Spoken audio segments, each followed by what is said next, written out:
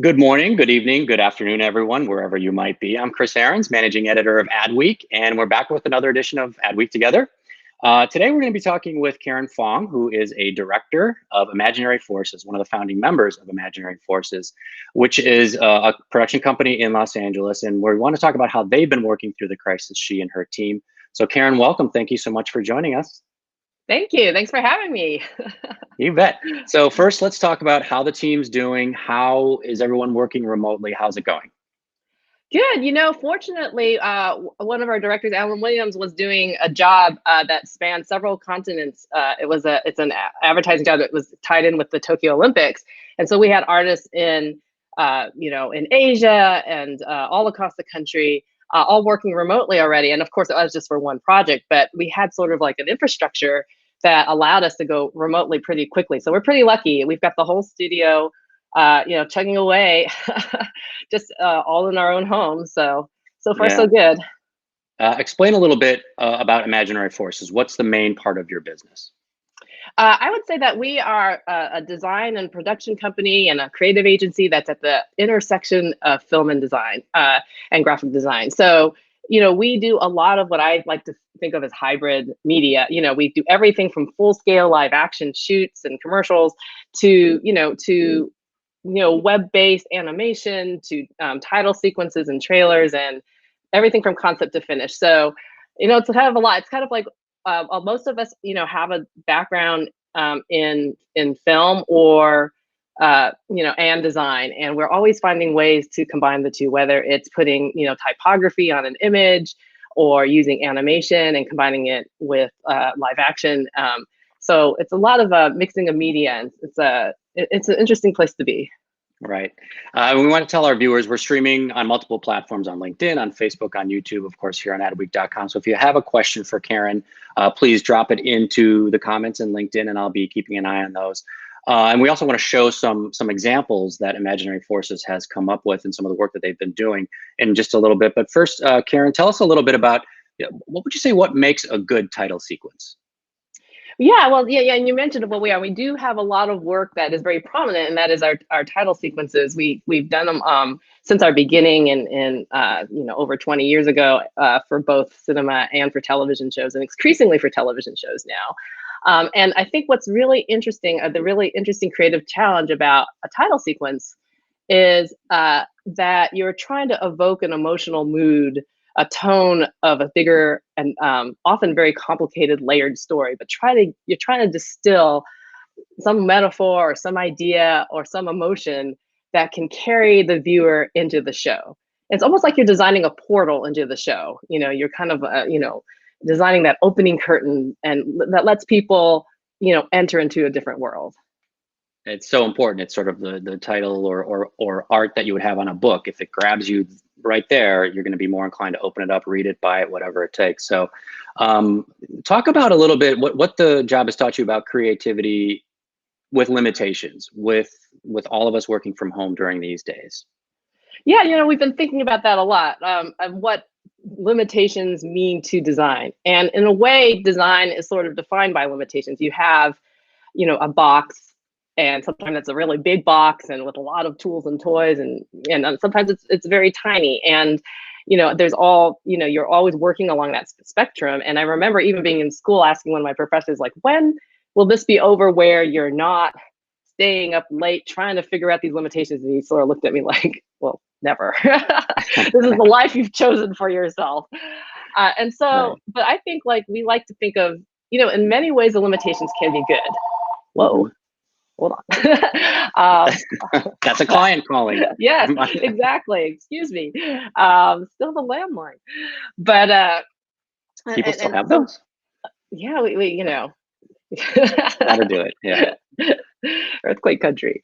Right. But so as I was saying, so we sometimes the limitations can actually help you, because sometimes you it helps you focus on getting an idea that is more concise. I like to think that sometimes limitations just push you to be more creative. If you can only use, like, for one project I had, only had faxes of mugs of mug shots of these different people for this program we were doing on prisons, overcrowding of prisons, and just being able to use, knowing that I could only use those mugshots kind of like pushed my brain into different areas. And so, yeah, I think our whole team is sort of like always thinking about like, okay, how do we almost make that limitation into an advantage?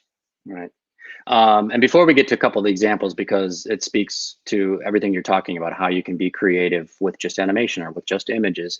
How are you all communicating? Do you do daily meetings? Do you do just project by project? How is that working with the team? Well, we have several directors and several teams over at Imaginary Forces, and so we've set up. Usually in the studio we would have dailies or rounds of dailies anyway, and so at daily meetings of seeing what our artists are doing and brainstorming ideas. And so we've now do a lot of Zoom calls. We use Slack a lot with our teams into different groups. We're all remotely connected to various servers based on what the project is. We're doing a lot of immediate video calls through Slack. We're doing bigger formal Zoom calls. We're doing face-to-face client with that technology, and so that there's a lot of communication that way. We're also working on often shared documents where we can see each other's work, and it's a challenge because so much of being in a studio is sort of what I call sort of the unplanned drive-by creative direction, where we're just, yelling at each other from across the room, how try that, do this. And it's kind of like trying to find out what the online ways of that are is interesting. So Nicholas Carpenter, who is watching us on LinkedIn, he's a motion graphics designer. He has a question. What routines help you stay creative?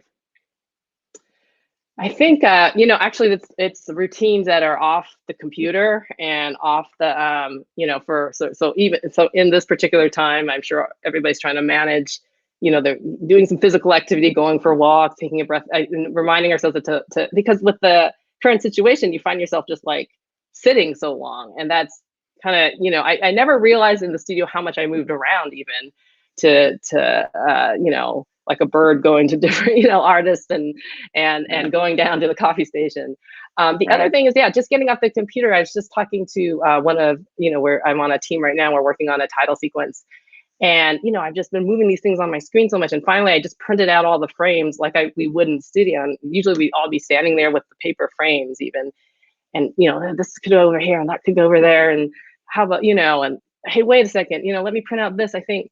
And I was trying to replicate that. It's imperfect, but like just to get off the computer and remind myself I can draw things and print things and then and think that way, because you have I'm looking at my laptop right now and you at my laptop, and it's such a small canvas, right? Yeah. Our senior art director, Diana McDougall, created some new art for one of our new podcasts called D&I TBD. And she went old school. She went totally analog. She put stuff up on her wall, created colors, and that's how the logo came together. So it's how we have to be creative, right? Get away from the computer and just look at the canvas. Might be a wall, might be your table, whatever it is. So, that's what it's going to take. So I want to get to the work because it's all about the work right at the end of the day. So the first clip I want to show from Imaginary Forces is from the show C, which was part of the Apple TV debut. So let's roll that and we'll talk a little bit about that on the other side.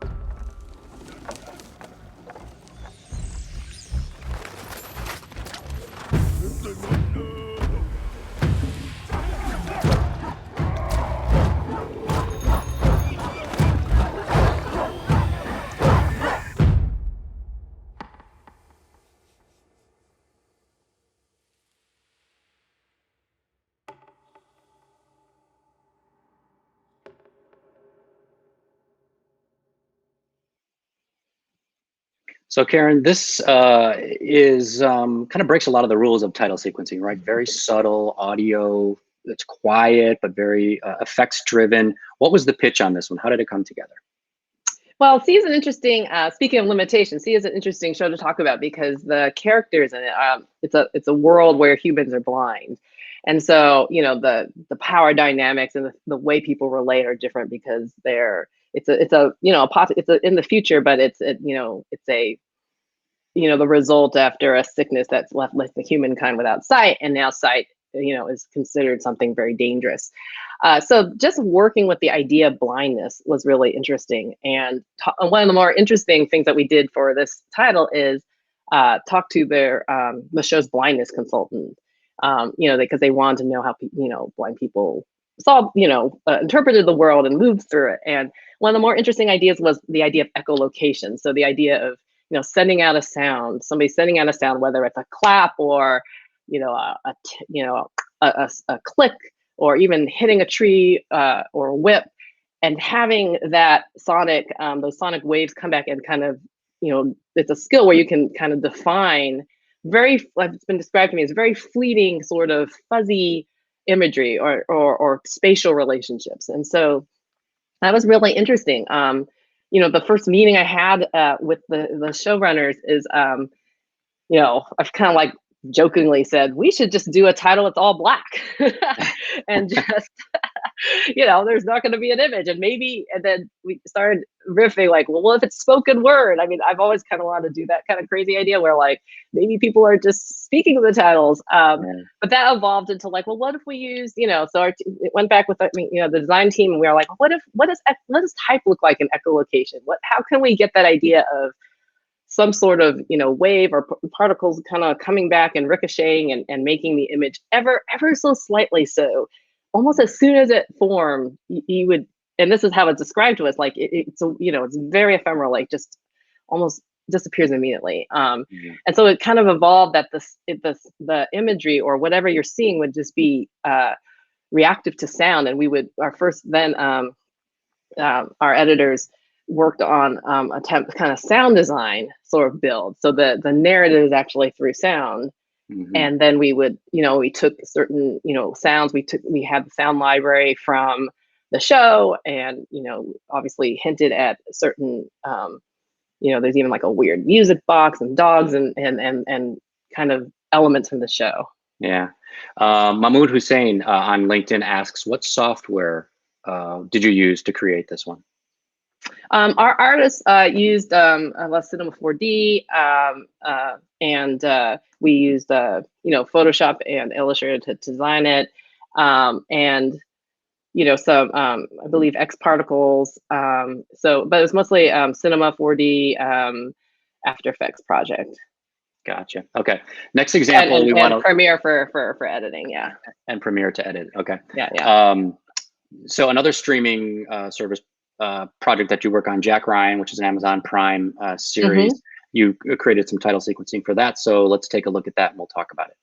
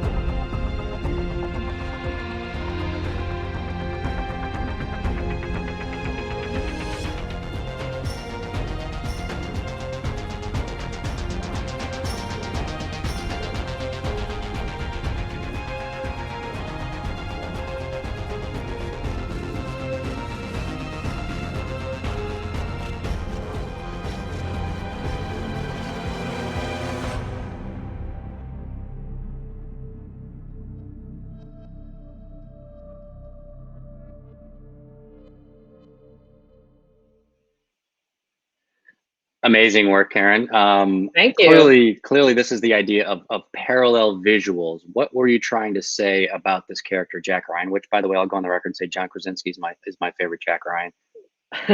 He's great. It's kind of doing this whole title sequence, being that the show is called Jack Ryan, is a portrait of Jack Ryan, but without actually showing John Krasinski. So it's the limit, of like, okay, you're not going to shoot this full blown portrait of him. But what the more interesting thing to us was, well, what are all the various sides of this character? And for those of you who don't know the show, the main character is kind of a contradictory. He's like kind of like a Boy Scout, very upstanding, but he's also, this cunning, CIA sort of military ex-Marine.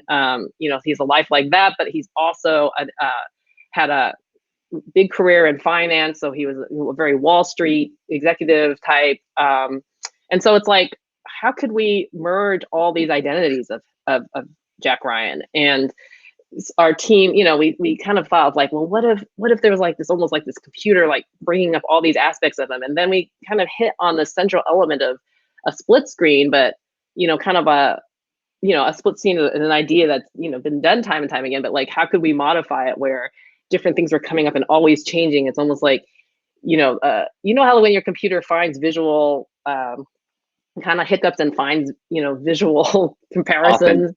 Yeah, right. You're like, wait. So, we've got a grenade and a baseball to show those two sides of him, or, you're on a container ship and curiously those shipping containers look like the bars that are on his uniform as a Marine, and kind of making all these visual juxtapositions that ultimately, we end with this huge ramp up of all his identities, almost like imagining all his visas and his passports and his diplomas and his credentials all coming together to make Jack Ryan. Yeah. And title sequencing on broadcast television is almost non-existent these days. So are you finding that you can be a lot more creative with the showrunners on some of these shows on streaming services? Yeah, no, it's so funny because I started my career doing mostly film titles, and it's really shifted a lot of time to television in many ways because of streaming services and what we call premium television. That the lengths and the durations can be so much longer, and that's very practical, right? Because on a network television show, that space can be used for an ad, or there are fiscal implications of that. So that's just one aspect of that, and also just the rise of sort of premium television is, I think it has signifiers that tell us that this is something big and cinematic. And one of the things that does that is a glorious title sequence that really lets you enter into the space on very filmic terms. So Right. yeah, I think it's great that all the streaming television has allowed us to be creative. And I meet a lot more and more showrunners. Like, early in my career, I did more when it was just network. We were flipping channels and you had to show the cast's face really big all the time. And there were all these sort of things because people were searching for their next show going, in between commercial breaks, and you had to have something catchy to get their eye. Right. But with, this destination television, you already know where you're going. And so it is much more about the storytelling and the mood and capturing and even taking more time to do that. So it's been great. And one more piece of destination television, what some of the work we want to show is a Hulu documentary on Hillary. So let's play that and we'll talk about that. What's your plan for tomorrow? Are you a leader or will you follow? Are you a fighter or will you cower? It's our time to take back the power. What's your plan for tomorrow? Are you a leader or will you follow? Are you a fighter or will you cower? It's our time to take back the power. We won't be pushed off to the side. What's your plan?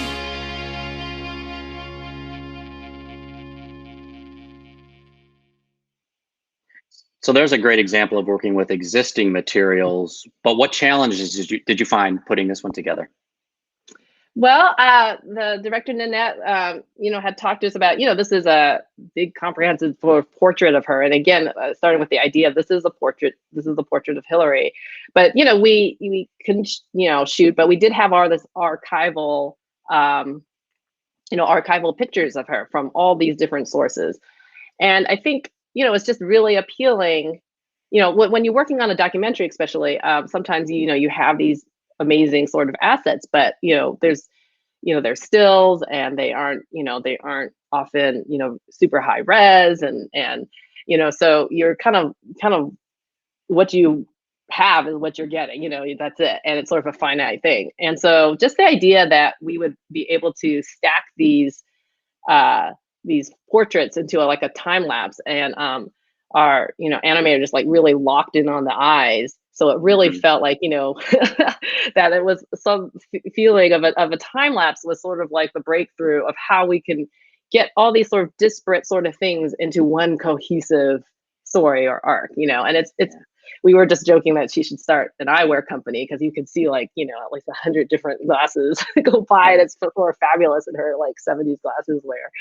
But so it's like, and then often when you're in the situation, you want to actually push the authenticity of the material. So we didn't do a lot of touch up, and if there were dot screens or printing artifacts, or if an old photo looked like an old photo, we didn't correct it. And I think that's something that we've done in many projects, where we take the limitation and make it the strength, so it rings even more authentic, because we we did minor things to get them lined up and everything, but like what we tried to keep it what we saw as the sort of advantage of this material is that it was so authentic and not not manipulated. And how do you push that?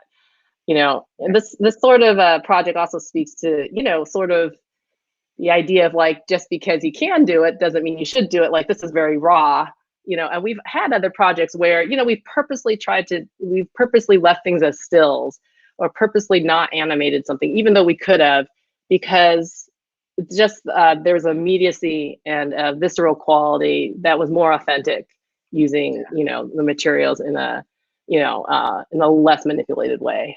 Yeah. Question from Ed Katz on that one. He asks, this is on LinkedIn, how much cooperation did Hillary give for this? Was she involved in it? Did she have to sign off on it? I don't believe she had to sign off on our title sequence. This is relatively at the, as many of these title sequences are a lot of times towards the end of the filmmaking process. So she had forged an amazing relationship with the director, Nanette Burstein.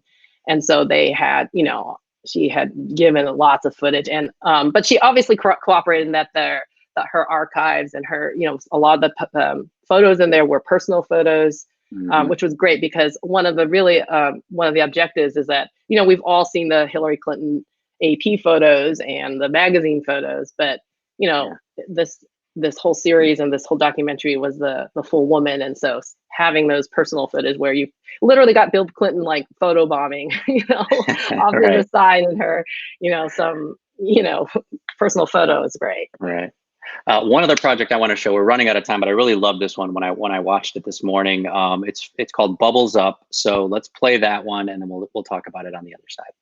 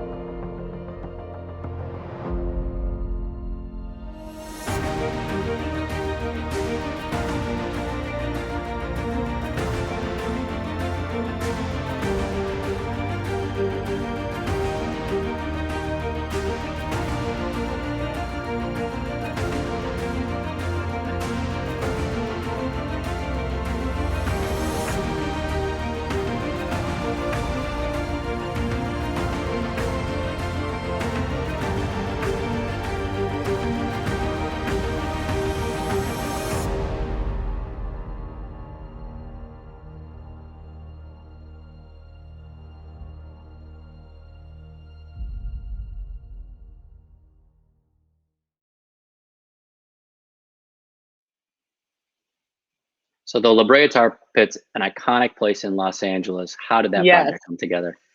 Well, that came through. So it's that was a collaboration with Weissman Freddie. We're on a team. The Weissman Freddie is an architecture firm. They're based in New York, and they were asked to be one of the competitors in the redesign of the La Brea Tar Pits, which is extremely. I'm a Angelino. It's extremely exciting. It's like everybody's gone there and knows those mammoths that are in the lake, and they have the Page Museum there.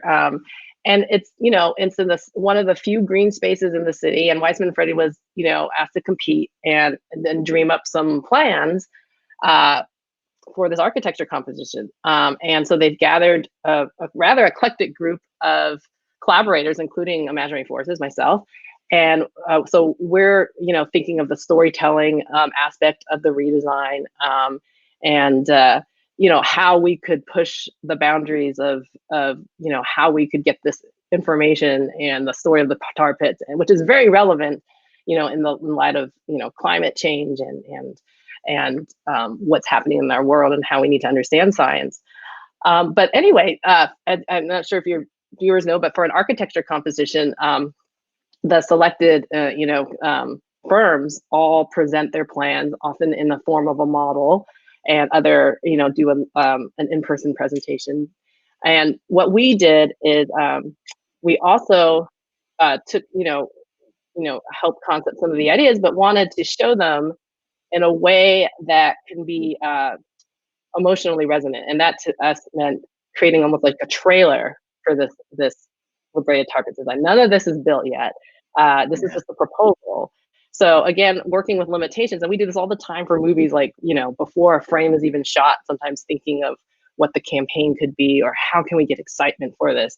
And we wanted to tap into what really made our design special by showing this, by creating this film. And so you can, in the film, you can see the models that Weissman Freddie did to articulate, of course, the plans, but we've also put in things like, what if we can imagine that great lawn as a feeder and mammoths, big backlit projections of mammoths go across it, and what if it were, one of the interesting things about this site is that it's not only a museum site, but it's a big piece of Los Angeles Park, County, park.